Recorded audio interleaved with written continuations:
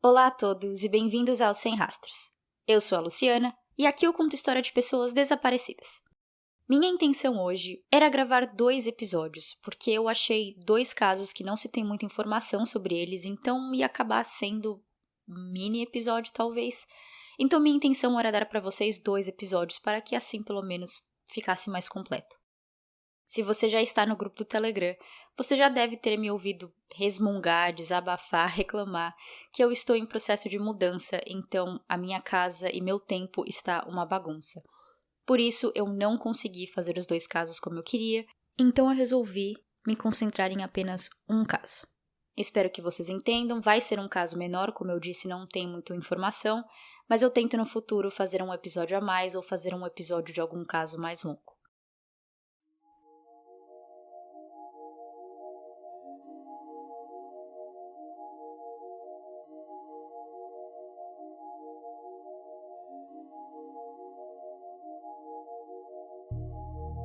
Depois que o caso de Gabby Petito viralizou de uma maneira quase sem precedentes, uma velha discussão, mas que ainda parece nova, voltou às manchetes. Por que o caso de uma menina loira e branca fez tanto sucesso, se assim podemos chamar, e casos de pessoas de cor nunca têm essa atenção midiática? Alguns vão falar que é pelo fato de Gabby ser famosa porque ela era youtuber e isso não é exatamente verdade. Gabby tinha lançado seu primeiro vídeo uma semana antes de desaparecer. Ela era bem ativa no Instagram e definitivamente estava indo na direção de virar uma influencer e youtuber, mas ainda não era famosa. Outros dirão que é pelo caso em si. Um namorado que volta para casa do nada, meses antes da viagem terminar, não avisa ninguém que a namorada sumiu. E isso é verdade. E eu entendo perfeitamente o porquê o caso de Gabby viralizou. Mas nós não podemos ignorar que raça tem um peso nisso. Não importa o quanto achamos que somos desconstruídos ou que não vemos cor, como algumas pessoas falam, e que por acaso é uma frase dita com boas intenções, mas não é de bom tom dizer. Essa não foi a primeira vez que vimos o caso de uma mulher branca tendo espaço na mídia, enquanto mulheres de cor, principalmente negras, têm suas histórias ignoradas ou recebem apenas uma pequena reportagem no Jornal da Sete. O meu primeiro caso aqui no podcast, o de Lauren Spear, eu me deparei com o termo Síndrome da Menina Branca. Confesso que na época não fui muito atrás de saber o que era. Estava tão nervosa e ansiosa em começar o podcast e me concentrei exclusivamente em contar a história de Lauren. Mas desde aquele primeiro episódio, eu sabia que existia uma parcialidade e com o caso de Gabby, isso voltou a ser debate. Já que eu fiz um episódio sobre Gabby, postei updates no meu Instagram e estou acompanhando o caso de perto, eu claramente li tudo e todas as notícias em relação a ela e muitas começaram a aparecer assim. Caso de Gabby abre debate sobre a atenção da mídia com casos de mulheres de cor e indígenas. Família de mulheres negras desaparecidas pedem que o caso delas sejam noticiados como o de Gabby Petito. Ao ler essas reportagens, logo de cara eu me frustrei. Eu esperava 2 coisas dessas notícias. Uma, que eles iam me explicar essa parcialidade, talvez até descrever a síndrome da menina branca e, no geral, mostrar o porquê essa é uma discussão infelizmente necessária. A segunda coisa que eu esperava era ler histórias sobre essas mulheres de cor. Talvez no mesmo artigo ou novos artigos. Mas não. Eu esperava que essas notícias fossem nos dar nomes de outros casos, para que assim eu, por exemplo, pudesse ir lá e pesquisar e tentar achar o máximo de informações possíveis. Mas como eu falei, eu mal achei isso.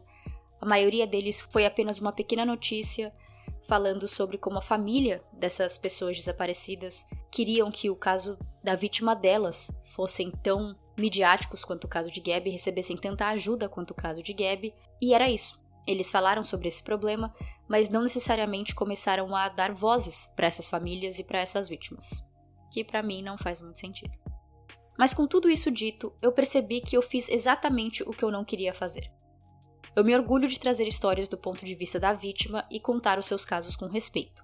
Mas eu nunca parei para fazer uma reflexão sobre como quase todas as minhas histórias são de pessoas brancas.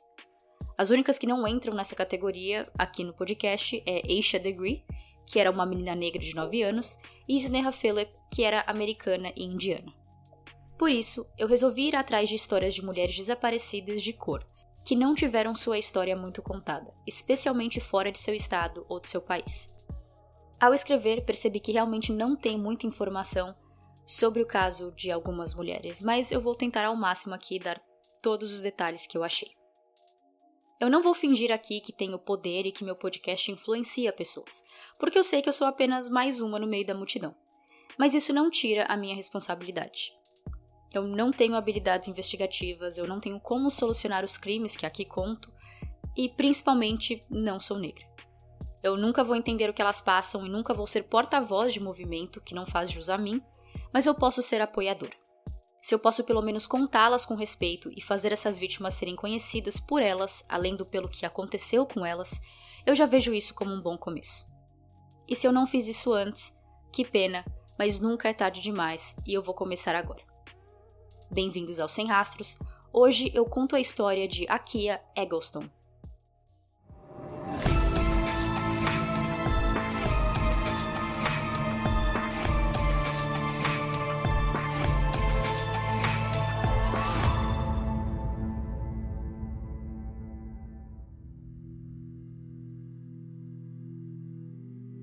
Akia Eggleston teve que amadurecer rápido na vida. Nascida em 1994, Akia perdeu sua mãe para câncer de mama em 2012, apenas aos 18 anos. Em 2014, ela se viu grávida de seu namorado e teve uma filha. O relacionamento não durou, mas ela conseguiu ter um acordo saudável e que funcionasse para ela e agora seu ex. Eles tinham guarda compartilhada e a filha trocava de casa fim de semana sim, fim de semana não.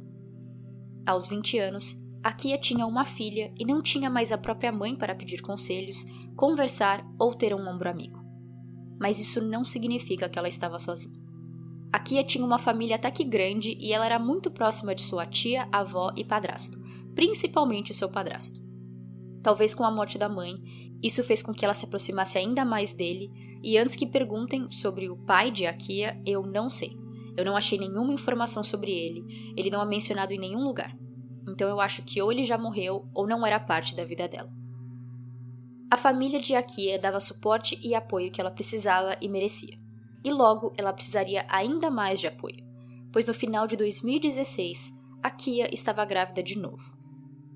Ela e sua família não tinham muito dinheiro, eram todos trabalhadores e esforçados para conseguir uma vida com qualidade básica, então um segundo bebê não planejado veio com uma pitada de preocupação para Akia. Mesmo não preparada financeiramente para aquela situação, ela amou ser mãe e fazia um ótimo trabalho cuidando de sua filha. Então a preocupação durou pouco e em seguida veio a felicidade e excitação. Akia contou a novidade para sua família, que teve a mesma reação dela: preocupação e então felicidade. Mas Akia deixou um detalhe de fora que ninguém em sua vida além dela sabia: a identidade do pai do bebê. Ela não estava namorando, pelo menos não publicamente, então de quem poderia ser esse segundo filho? Akia não divulgou essa informação. Ela passou a gravidez inteira feliz e falando do bebê, mas sem responder a essa pergunta. 2017 chegou e o bebê estava previsto para nascer em junho daquele ano. Os amigos dela deram a ideia de fazer um chá de bebê para celebrar a chegada do filho e aproveitar para ganhar alguns presentes necessários para os primeiros meses de vida dele. Akia aceitou, mas ela era uma pessoa muito independente, algo comum de ver em pessoas que perderam uma mãe ou pai tão jovem e, ainda por cima, engravidaram cedo, e Akia decidiu que ela mesma ia planejar sua festinha. Como eu falei antes, Akia vinha de uma família simples, classe média baixa. Dinheiro era escasso. Além disso, ela logo descobriu que sua gravidez era de alto risco e que ela ia precisar ficar quietinha durante os 9 meses, e isso incluía não andar muito, dirigir, carregar peso e trabalhar. Akia saiu de seu emprego devido à sua gravidez e passava boa parte do tempo de molho na cama, que foi o que o seu médico aconselhou.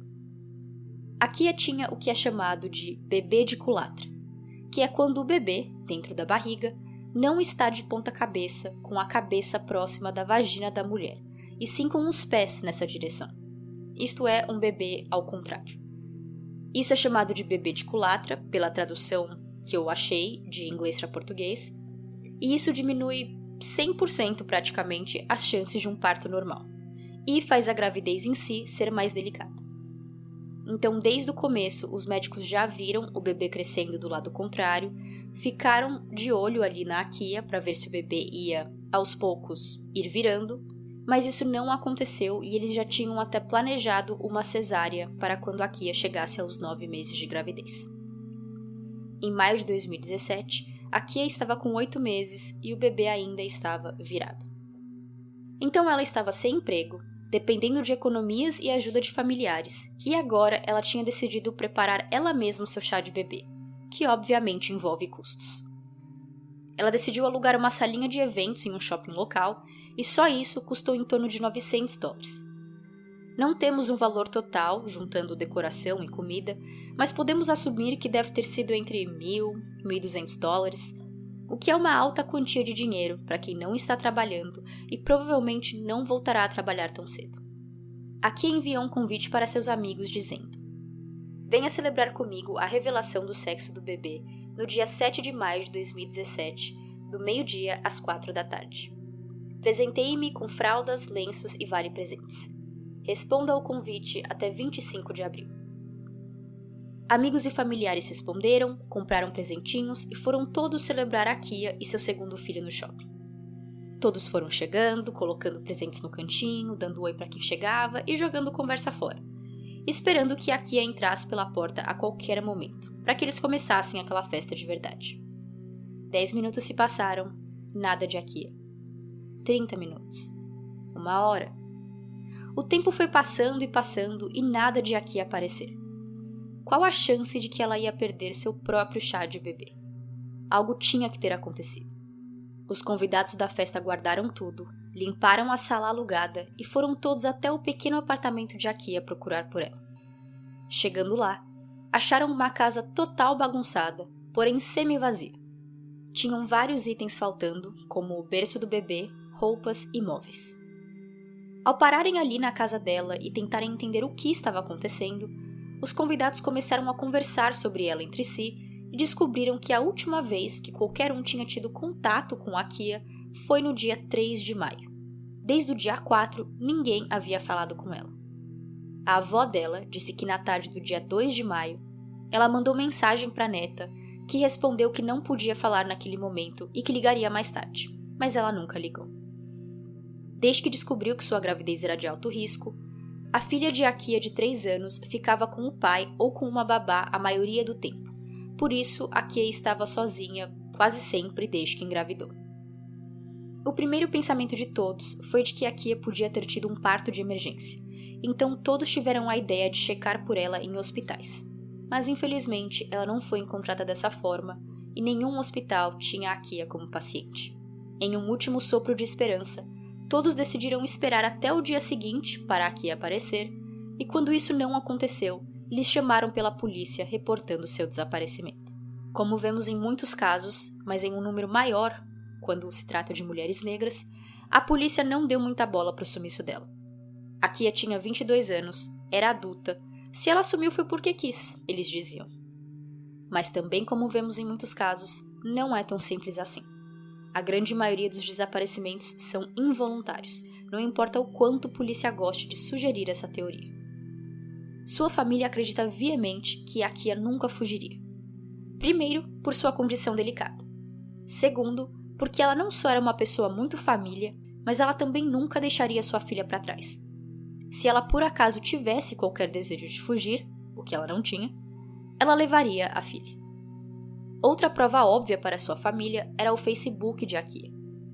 Ela era muito ativa nas redes sociais, e dia 3 de maio foi o último dia que ela postou algo.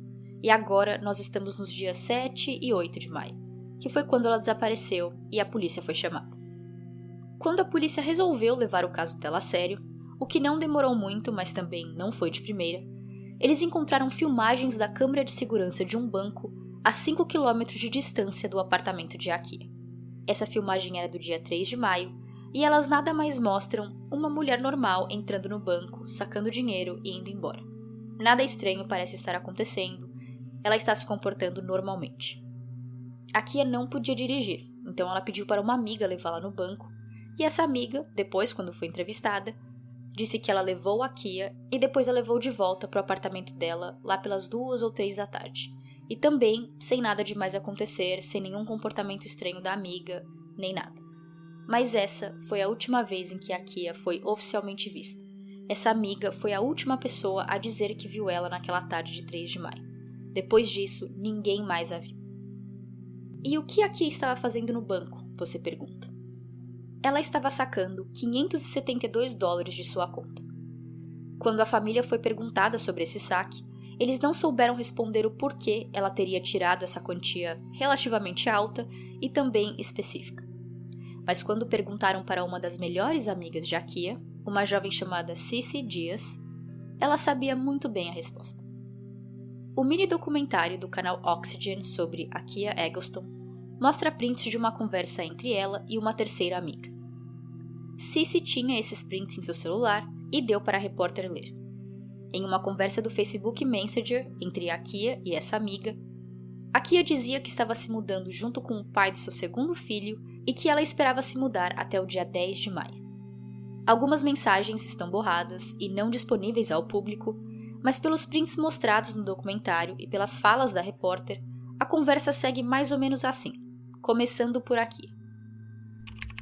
Tentando sair até o dia 10 de maio. Eu pego as chaves hoje. Com quem você vai se mudar? Vou me mudar com o pai do meu bebê. Então ele já está com você há um tempo na sua casa?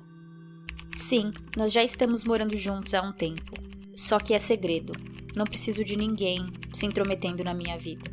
Mas se ele decidir ir embora, eu ainda fico com a casa.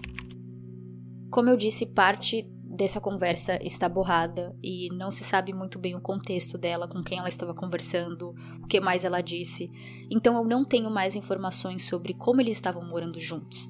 Será que ele estava simplesmente frequentando a casa que ela morava com a colega de quarto? Ou será que ela estava indo para a casa dele? E ela fala, se ele for embora eu ainda fico com a casa. Será que ela está falando da casa onde ela está agora? Porque ela disse que ainda estava para pegar as chaves da casa nova, então ela não pode estar falando que ela ficaria com a casa se ela ainda nem se mudou.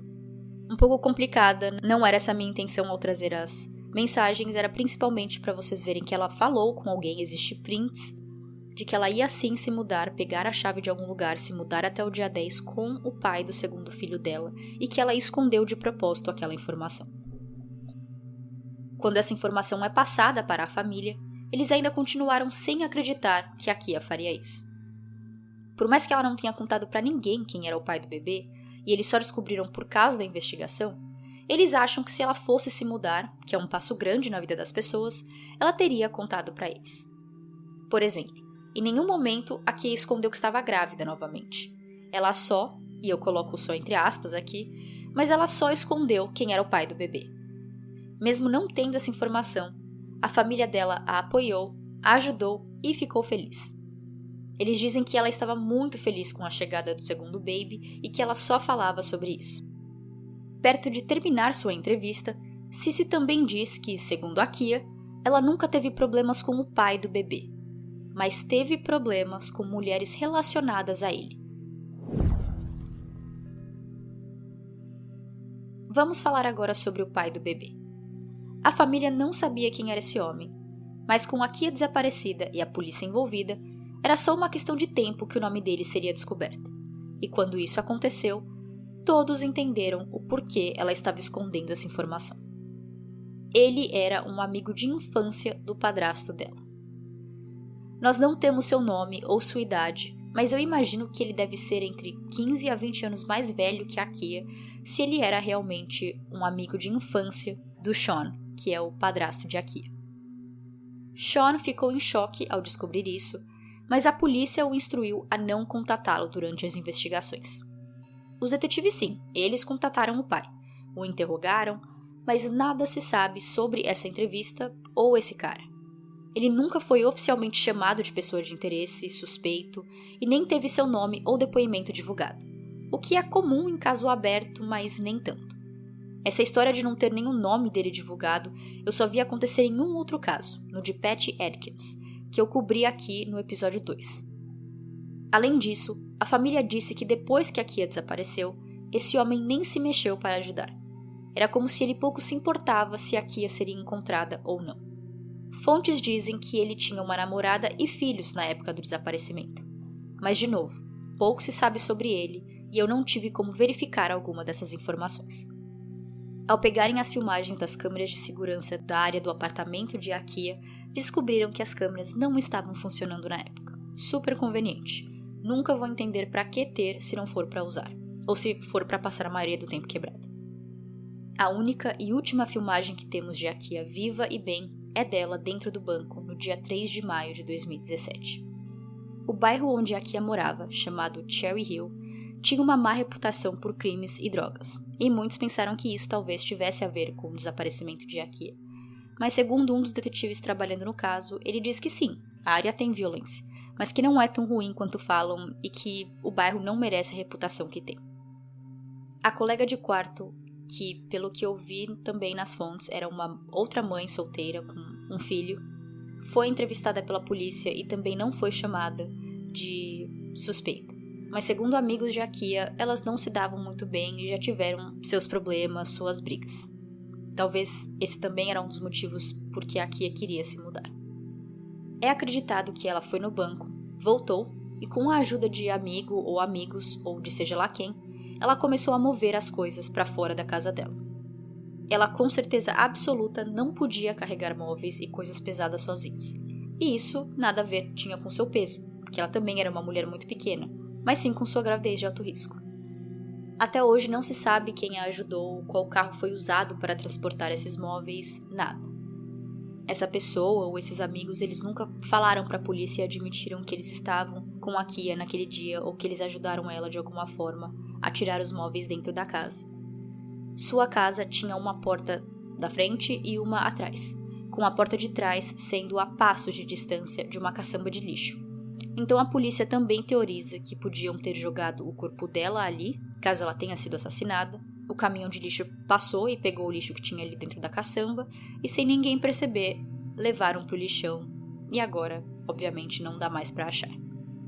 6 meses depois do desaparecimento de Akia, sua família fez uma vigília na casa dela e quando estavam limpando, encontraram o cartão de crédito dela no meio de uns matinhos, de umas florzinhas que tinham ali perto.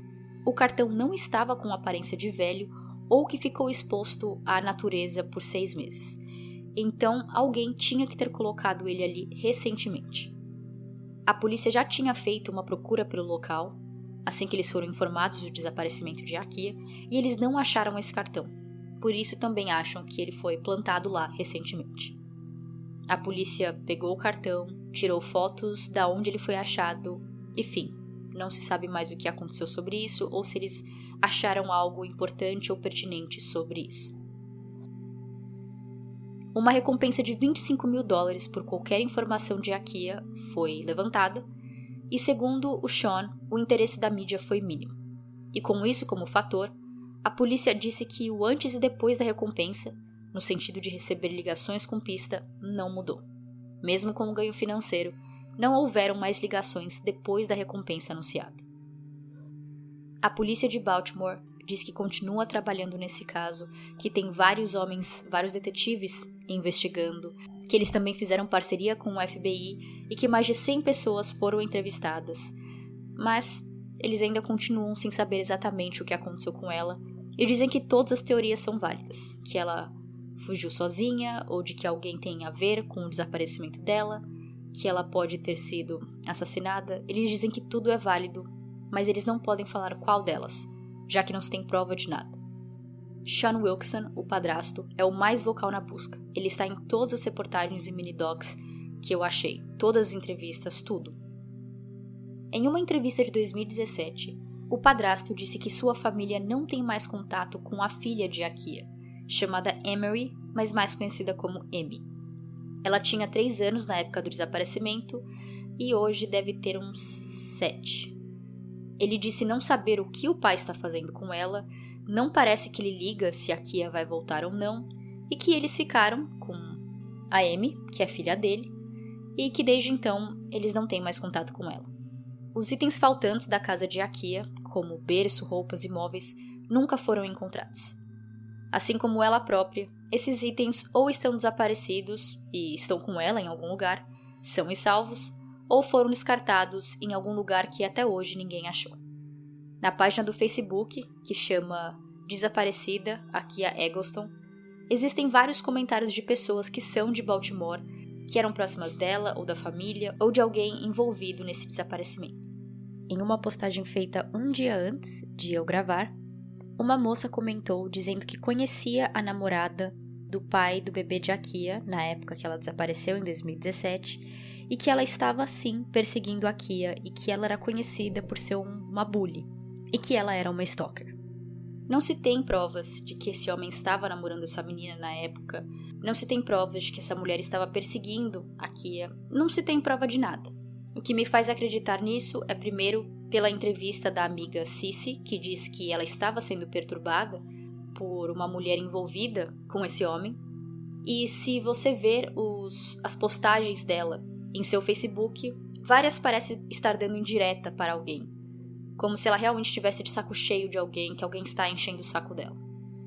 Nessa mesma página você também encontra os nomes e até mesmo os perfis do pai e essa mulher, que podia ser a namorada dele, mas eu não vou falar aqui.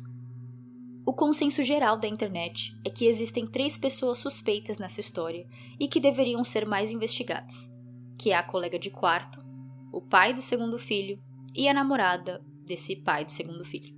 Todos eles parecem que tinham algum tipo de problema com a Kia, o santo não batia, parece que a colega de quarto e ela brigavam, essa namorada é ciumenta, o pai pode ser que queria continuar ficando com várias mulheres ou não queria o filho.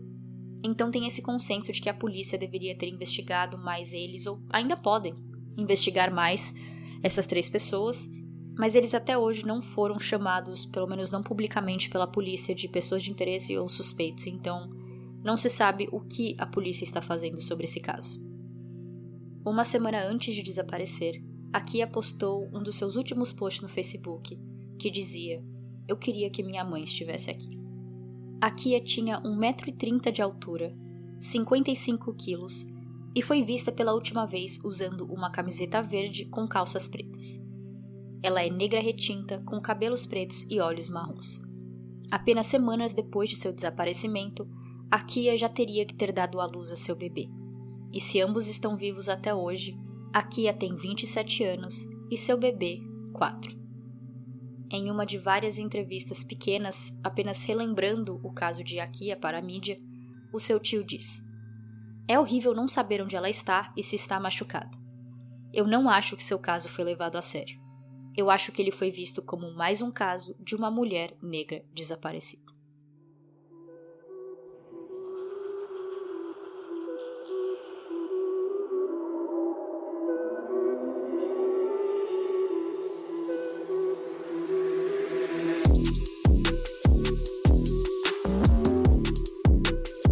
Obrigado a todos por ouvirem a esse episódio de Sem Rastros.